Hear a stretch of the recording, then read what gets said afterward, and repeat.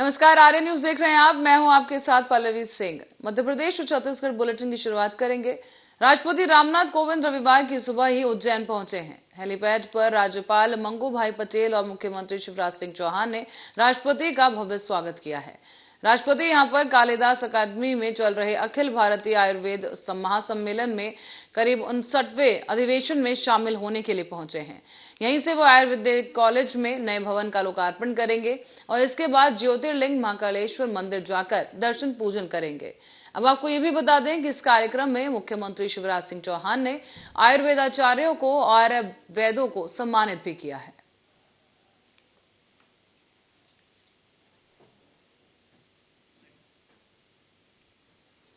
और इस बीच देवास में एबी रोड केरादेवी से बालगढ़ बाईपास को जोड़ने वाले एक MR-10-1 रोड बनाया गया है, जिसका प्रस्तावित काम पूरा किया जाना है, लेकिन अब इसको लेकर तैयारी शोरों से शुरू हो चुकी है। तो वहीं केला देवी से बालगढ़ के बीच दुर्गानगर के कई परिवारों को अब उनके घर बीच में आ रहे हैं, जिन्हें हटाकर निगम ने चाणक्यपुरी के मल्टी में शिफ्ट कर दिया है। आपको बता दें कि करीब 9 परिवारों को यहां से शिफ्ट किया गया और आगे उनके मकान को आवंटन की प्रक्रिया की जाएगी। रहवासी गणेश ने बताया है इस दौरान कि मकान MR-10-1 में आ रहा था, इसलिए उन्हें खाली करवाना पड़ा और मल्टी में शिफ्ट किया गया है।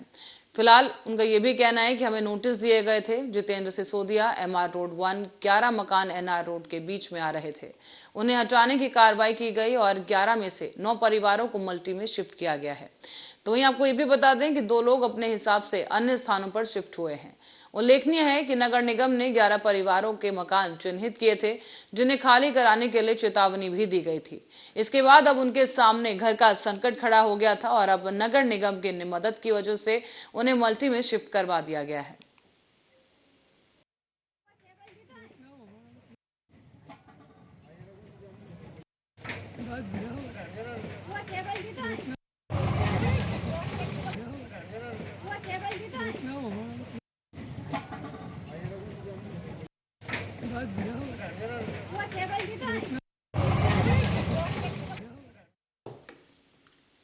और आपको बता दें कि मुख्यमंत्री भूपेश बघेल भेंट मुलाकात अभियान के तहत बस्तर संभाग का दौरा कर रहे हैं, जहां वो सीधे आम जनता से मुलाकात करते नजर आए और उनकी दिक्कतों का निवारण तुरंत किया गया।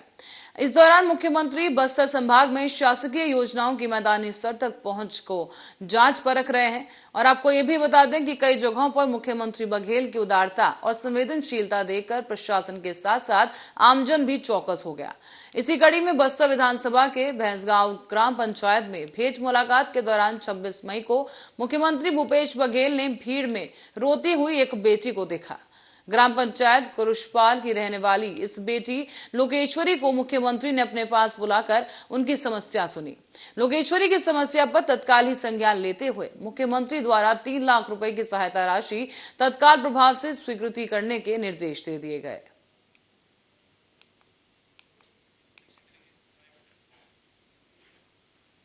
अब बात करते हैं भोपाल की, जहां मंत्री विश्वास कैलाश सारंग ने कार्यकर्ताओं के साथ पीएम मोदी का मन की बात कार्यक्रम देखा। यहां उन्होंने मंत्री सारंग ने नरेला विधानसभा के सुभाष मंडल के बूथ पर मन की बात कार्यक्रम सुना है। यहां पर दरअसल ये कार्यक्रम हर महीने के आखिरी रविवार को प्रसारित किया जाता है।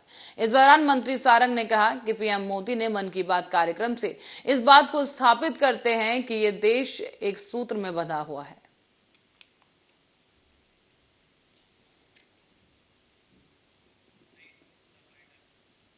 प्रसन्नता की बात है कि इस देश के यशस्वी प्रधानमंत्री हर महीने इस देश में जो कुछ नया हो रहा है, जो प्रेरणादायी है, प्रधानमंत्री जी पालक के रूप में जनता, देश की जनता के साथ वो शेयर करते हैं। और निश्चित रूप से मन की बात के माध्यम से नरेंद्र मोदी जी इस बात को स्थापित करते हैं कि ये देश एक रूपता से बंधा हुआ है। कश्मीर से लेकर कन्याकुमारी और अटक से लेकर कटक तक हम देखते हैं कि अलग अलग स्तर पर सरकार तो बहुत अच्छा काम कर ही रही है, समाज का एक बड़ा वर्ग भी कुछ ना कुछ समाज को देने के लिए कार्य करता है और मन की बात के माध्यम से लोगों को उसकी जानकारी भी मिलती है और प्रेरणा भी मिलती है। प्रसन्नता की बात है कि इस देश के यशस्वी प्रधानमंत्री और भोपाल में सियासी पारा एक बार फिर से बढ़ने लगा है, जिसके चलते राज्यसभा उम्मीदवार पर बीजेपी के प्रदेश अध्यक्ष वीडी शर्मा ने तंज कसते हुए विवेक तनखा की उम्मीदवारी पर बयान दिया और कहा कि राज्यसभा में कांग्रेस ने जिन महानुभावों को तय किया है उन्हीं ने ओबीसी आरक्षण पर पलीता लगाया था। साथ ही ये भी कहा गया कि राज्यसभा के अंदर जाएंगे, लेकिन उच्च न्यायालय से लेकर सर्वोच्च न्यायालय तक ओबीसी को अवसर न मिले ये प्रयास करेंगे। कांग्रेस के उन्हीं नेतृत्व किया है उन्होंने, और इसीलिए ऐसा मानना है कि कांग्रेस ने तय किया है, अच्छी बात है। भारतीय जनता पार्टी का प्रत्याशी जो इस देश, समाज और मध्य प्रदेश के लिए अच्छा काम करने वाला कोई कार्यकर्ता जो सम्मान से सामान्य जीवन पर रहने वाला होगा, तो वो भी भारतीय जनता पार्टी की तरफ से राज्यसभा का प्रत्याशी बन सकता है। केंद्रीय नेतृत्व ये तय करेगा। राज्यसभा में कांग्रेस ने जिन महानुभावों को तय किया है ना, उन्हीं महानुभावों ने ओबीसी के आरक्षण पर पलीता लगाया था। लोकसभा के राज्यसभा के अंदर वो जाएंगे, लेकिन सर्वोच्च न्यायालय से लेकर के उच्च न्यायालय से लेकर सर्वोच्च न्यायालय तक ओबीसी को अवसर न मिले, ये प्रयास कांग्रेस के उन्हीं नेतृत्व ने किया था। तो इसलिए मैं ऐसा मानता हूं कि उन्होंने अगर उनको तय किया है, बहुत अच्छी बात है। लेकिन भारतीय जनता पार्टी का प्रत्याशी जो इस देश और समाज के लिए, मध्य प्रदेश के लिए अच्छा काम करने वाला कोई कार्यकर्ता, जो सामान्य से सामान्य जमीन पर रहने वाला कार्यकर्ता होगा, वो भी भारतीय जनता पार्टी की ओर से राज्यसभा का प्रत्याशी बन सकता है। स्थानीय होगा सर, कोई भी हो सकता है। ये तो हमारा केंद्र। और करते हैं छत्तीसगढ़ का, जहां मुख्यमंत्री भूपेश बघेल इस वक्त कोड़ा गांव के दौरे पर है। शनिवार को ही सीएम भूपेश बघेल ने जिले के अंदर जगह जगह जाकर कई परियोजनाओं का उद्घाटन किया है। साथ ही इस मौके पर सीएम ने मीडिया से बातचीत की और कहा कि हमारी सरकार के प्रति जनता का विश्वास बढ़ रहा है, इसी की वजह से हमारा काम करने का तरीका भी बदल रहा है। और उन्होंने कहा कि नक्सल प्रभावित बस्तर में अब विकास हो रहा है। सीएम ने यहाँ पर यह भी कहा है कि बस्तर जिले में बैंक खोले जाने की मांग बढ़ रही है और यहाँ पर अब नक्सलवाद कम हो रहा है। इसीलिए कहा जा रहा है कि बस्तर में खेती के साथ साथ अब सिंचाई की मांग भी बढ़ने लगी है। इसीलिए हम नल लगा रहे हैं और लोगों को सुरक्षित पेयजल उपलब्ध कराने की दिशा में काम किया जा रहा है। आपको ये भी बता दें कि सीएम ने यहाँ पर कहा है कि बस्तर की संस्कृति को संरक्षित करने के लिए कई योजनाएं भी शुरू करने के साथ साथ बैंकों की शाखाएं भी खोली जाएंगी। और उन्होंने आगे ये भी बताया कि हमने इस क्षेत्र के 80 से 90% गाँव में घरों को बिजली कनेक्शन दिया है और सड़कों का निर्माण भी किया गया। इसी के साथ अब रुक करेंगे अगली खबर की ओर, जहां एक तरफ छत्तीसगढ़ में मंत्री भूपेश बघेल ने सरकार जो उनकी है उनमें किसान हितैषी होने का दावा किया जाता है, लेकिन दूसरी ही तरफ जिलों के सुतियापाट जलाशय में क्षेत्र के हजारों किसानों ने पानी के अंदर जाकर जल सत्याग्रह करना पड़ा। आपको ये भी बता दें कि इस दौरान कई सालों से क्षेत्र के किसान सुतियापाट जलाशय से नहर नाली की मांग करते आ रहे हैं, लेकिन इस मांग को लेकर किसानों ने कई आंदोलन भी किए, धरना प्रदर्शन किए, पैदल कैंडल मार्च तक निकाला। तरह तरह के पैतृक अपनाकर सरकार को जगाने का प्रयास किया गया, लेकिन कई किसानों ने अपनी जान भी इस दौरान गंवाई है। पर बावजूद इसके अभी तक किसी भी सरकार ने किसानों की मांगों को लेकर कोई ठोस कदम नहीं उठाया। अंत में निराश होकर, परेशान होकर क्षेत्र के हजारों किसानों ने एक साथ जल सत्याग्रह जैसे बड़ा कदम उठाने पर मजबूरी जाहिर की है। तो वहीं आपको ये भी बताते चलें कि लगातार कई सालों की मांग के बाद पहले अमित जोगी की सरकार ने बांध का निर्माण तो करवाया, लेकिन इस बांध का पानी क्षेत्र के किसानों को छोड़कर अन्य जिला बेमेतरा के लोगों को मिलने लगा। आप देख सकते हैं यहाँ पर तमाम जो लोग हैं वो मौजूद हैं और ये लोग नदी में खड़े होकर जल सत्याग्रह कर रहे हैं। एकदम खाना तैसे खाना थे, बरहा खानते तैसे पूरा ले गए पानी का, बरहा खानते तैसे कहा ले गए, वो तो का साजा लेना का दिन फिर में करा था। अब हमार पीर के ना वो देखते नहीं, हम देखा कारण से पूरा चारों बुढ़ा के भैया यहाँ के यहाँ अड्डा जमाना है और बिल्कुल इसके लगाना है, तब हमारे काम चली, नहीं तो ऐसा में काम नहीं चले। हमन कहा गए कवर्धा गए और कहा हुआ गिरे नहीं, रामेपुर गिरे, लोहारा गिरे, दुनिया भर जावत हाथ भागे। अब हमने पूरा सरकार से लड़ाई लड़ना है कि जब तक के हमारे तरफ पानी नहीं खुली, नहर नहीं बनी, तब तक के हम बांधा। और अगली खबर कोरबा से है, जहां पर जिस पिता का हाथ पकड़कर बच्चे चलना सीखते हैं, लाड प्यार से जिस पिता ने पाला और काबिल बनाया, अच्छी तालीम दिलवाई, उस पिता का कर्ज उतारने के लिए लाडली बेटियों ने रूढ़िवादी परंपरा को तोड़ते हुए अपने ही पिता को अर्थी दी। और ना ही केवल अर्थी दी बल्कि कंधा भी दिया और शमशान घाट जाकर मुखाग्नि देकर उनका अंतिम संस्कार भी किया है। आपको बता दें कि गमगीन माहौल के बीच पुरुष प्रधान समाज के सामने बेटियों ने एक उदाहरण पेश कर दिया है। लड़के लड़की समान होते हैं। इसी नजारे को जिसने भी देखा उसकी आंखों से आंसू रुके नहीं। दरअसल आपको बता दें कि कोरबा निगम क्षेत्र के अंतर्गत सीतामढ़ी निवासी गुजराती पाटीदार समाज के जितेंद्र पटेल कुछ दिन से ही अस्वस्थ थे और साथ ही उनका इलाज भी रायपुर के निजी अस्पताल में जारी था। इलाज के दौरान ही उनकी मौत हो गई। आपको बता दें कि इस दौरान दिवंगत जितेंद्र का कोई बेटा नहीं है और उनकी 3 बेटियां ही हैं। ऐसे में जब अर्थी घर पहुंची तो मृतक के बड़े भाई और महालक्ष्मी टिम्बर के संचालक किशोर पटेल समेत पूरा परिवार इस सोच में पड़ गया कि अब क्या करेंगे। ऐसी स्थिति में अंतिम कार्यक्रम और अंतिम क्रियाक्रम आखिर कौन करेगा? कौन चिता को मुखाग्नि देगा और पंचतत्व में विलीन करेगा?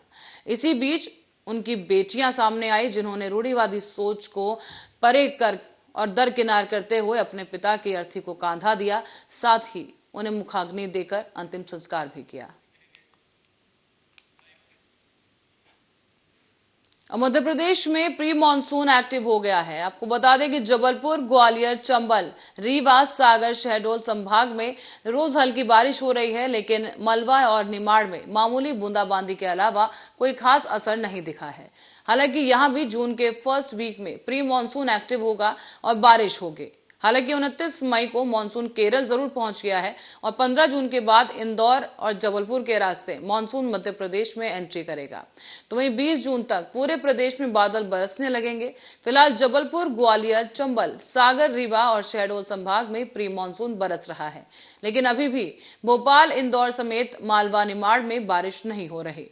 इसी कारण यहाँ गर्मी का असर है। तपन के साथ साथ उमस से भी लोग काफी परेशान हैं।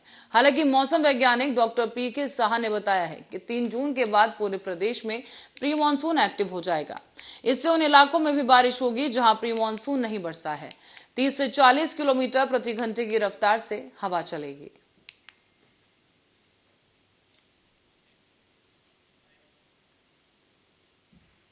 और प्रदेश में पंचायत चुनाव की अधिसूचना जारी की जा चुकी है। निकाय चुनाव को लेकर भी तैयारियां लगभग पूरी हो गई हैं और ज्यादातर शहरों में निकाय चुनाव के लिए आरक्षण सूची भी जारी की जा चुकी है। लेकिन इसी बीच मध्य प्रदेश बीजेपी अपना पूरा दमखम लगा रही है। बीजेपी ने सरकार के मंत्रियों को नगरीय निकाय सीटों के साथ साथ पंचायत चुनाव पर फोकस करने के लिए प्रभार और गृह जिले की जिम्मेदारी दी। बीजेपी कार्यालय में हुई चुनाव प्रबंधन समिति की बैठक के बाद ये फैसला लिया गया है और इस संबंध में बीजेपी चुनाव प्रबंधन समिति के संयोजक और भाजपा के प्रदेश महामंत्री भगवान दास सबनानी ने जानकारी दी। उन्होंने ये भी बताया कि नगरीय निकाय सीटों के साथ साथ पंचायत चुनाव पर फोकस करने के लिए मंत्रियों को उनके गृह जिले के साथ साथ प्रभार वाले जिलों की जिम्मेदारी भी जारी की गई है।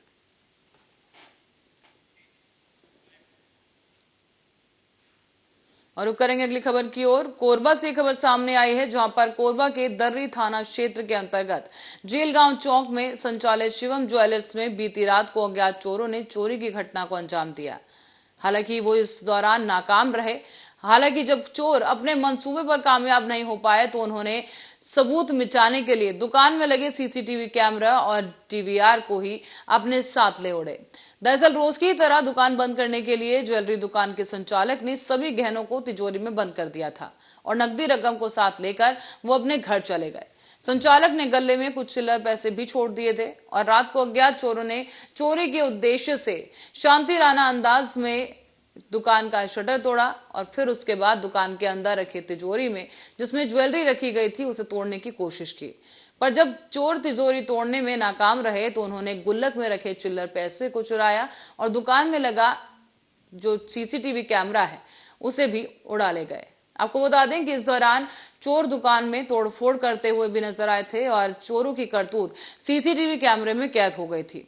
लेकिन बावजूद इसके चोर इतने शातिर निकले कि उन्होंने अपनी चोरी का कोई सबूत नहीं छोड़ा है। चोरों ने सीसीटीवी कैमरा और डीवीआर को ही वो पार कर ले गए और तिजोरी को छोड़कर भाग निकले।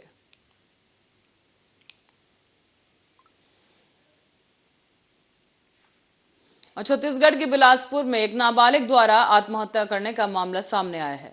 गौरतलब है कि नाबालिग युवक ने फांसी का फंदा लगाकर आत्महत्या करने से पहले छत से कूदकर जान देने की कोशिश भी की थी, लेकिन अपने पहले प्रयास में युवक असफल हुआ।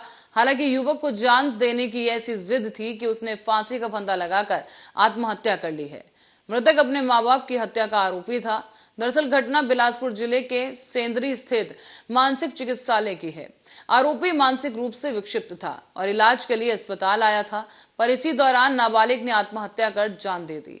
बताया जा रहा है कि आत्महत्या करने वाला नाबालिग अपने मां और बाप की हत्या कर चुका है और 3 मार्च 2022 को अंबिकापुर जिले से उदयपुर में नाबालिग ने अपने माता पिता की हत्या की थी।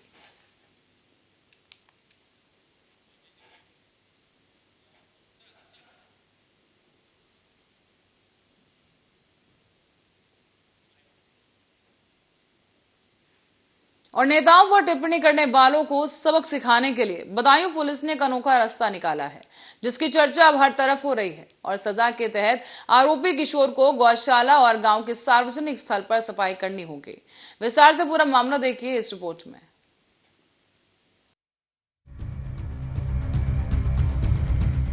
यूपी के मुख्यमंत्री पर अभद्र टिप्पणी करने वाले एक किशोर को अनोखी सजा सुनाई गई है। किशोर न्याय बोर्ड ने सुनाई सजा। अब 15 दिन के लिए गौशालाओं में करना होगा काम, गांव के सार्वजनिक स्थल पर भी करनी होगी सफाई। दरअसल मामला जिले के देवगवा ब्लॉक का है। ब्लॉक क्षेत्र के एक गांव के रहने वाला किशोर ने उत्तर प्रदेश के मुख्यमंत्री योगी आदित्यनाथ पर एक अभद्र टिप्पणी सोशल मीडिया पर वायरल कर दी, जिसके बाद उक्त मामले में उस पर मुकदमा दर्ज हो गया। तो वहीं पुलिस की जांच पड़ताल में मोबाइल चलाने वाला एक किशोर निकला, जिस पर किशोर न्याय बोर्ड ने मामला चलाया और किशोर न्याय बोर्ड ने आरोपी किशोर को अनोखी सजा सुनाई, जिसकी चर्चा चारों तरफ है। कोर्ट ने अपने फैसले में कहा कि वो 15 दिन गांव की गौशालाओं में गायों की सेवा करेगा तथा 15 दिन सार्वजनिक स्थान पर सफाई भी करेगा। किशोर गाय भैंसों को चारा खिलाते हुए और सफाई करते हुए मिला। हालांकि किशोर के पिता के मुताबिक उनके बेटे ने कोई टिप्पणी नहीं की, बल्कि उसके मोबाइल से किसी और ने यह हरकत की है, क्योंकि आरोपी का मोबाइल किसी दूसरी जगह पर चार्जिंग में लगा था, जहां से किसी ने वो मैसेज वायरल कर दिया। इस बीच आरोपी के पिता का कहना है कि बेटा अब रोज गायों की सेवा करता है और गौशाला की सफाई भी करता है। अन्य बच्चों को एक मैसेज भी दिया कि कोई भी कभी ऐसा कार्य ना करे। हमारे बेटे का मोबाइल चार्ज पर लगा था दूसरे घर पर, वो मतलब तो क्या कहते किसी दूसरे ने वो कर दिया वायरस, मतलब तो क्या कहते अब उसकी हमारा बेटा जो सजा भुगत रहा है, मतलब गाय भैंस के लिए चारा डाल रहा है और झाड़ू लगा रहा है, गाँव की सफाई भी कर रहा है। आंधा के लिए गलती नहीं करेंगे, ये सजा सही है। हाँ, हमने स्वीकार कर लिया। तो वहीं पूरे मामले पर किशोर के वकील जवाहर सिंह यादव का भी यही कहना है कि कोर्ट का निर्णय बहुत ही अद्भुत है, जिससे बच्चों के अंदर सेवा भाव पैदा होगा। उसे सुधरने को पर्याप्त अवसर भी दिया गया है। वकील का कहना है कि बच्चे द्वारा मोबाइल पर कोई अभद्र पोस्ट पाई गई थी, जिसकी वजह से उसे यह सजा सुनाई गई है, लेकिन कोर्ट ने उसके बारे में जो फैसला सुनाया है वो काफी सराहनीय है। ऐसा था, जुवेनाइल तो था ही, नवयुवक भावना और भाव आवेश में आकर कभी कभी पोस्टें डाल देते हैं जो उन्हें नहीं डालना चाहिए मोबाइल में। इस बच्चे के मोबाइल से किसी दूसरे ने अथवा इसी बच्चे ने कोई पोस्ट डाली थी, जिस पर उस पर मुकदमा लिखा गया था, और उस मुकदमा लिखाने के बाद उसका चालान न्यायालय आया, उसकी बेल हुई। बेल होने के बाद ट्रायल शुरू हुआ और ट्रायल के उपरांत तो उसे लगा कि न्यायालय की प्रक्रिया बहुत जटिल है और 10-20 साल से लोग मुकदमा तारीखें करते हैं, दौड़ते हैं, काम का नुकसान होता है, शिक्षा और घरेलू कार्यों सब में व्यवधान पैदा होता है। ये सोचकर, चूँकि उसका स्वस्थ दिमाग था, अच्छी सोच थी, तो उसने अपने जुर्म से इकबाल कर लिया ताकि मुकदमे का निस्तारण हो और मेरा समय बर्बाद ना हो। बहरहाल इस सजा से सबको सबक जरूर मिला होगा। जबकि सोशल मीडिया पर कुछ भी बिना सोचे समझे लिखने की सजा गंभीर हो सकती है। साथ ही समाज में एक संदेश भी जाएगा जो युवाओं के बीच बढ़ती इस अराजकता को कुछ हद तक कम कर सकेगा। Desk report, Arya news.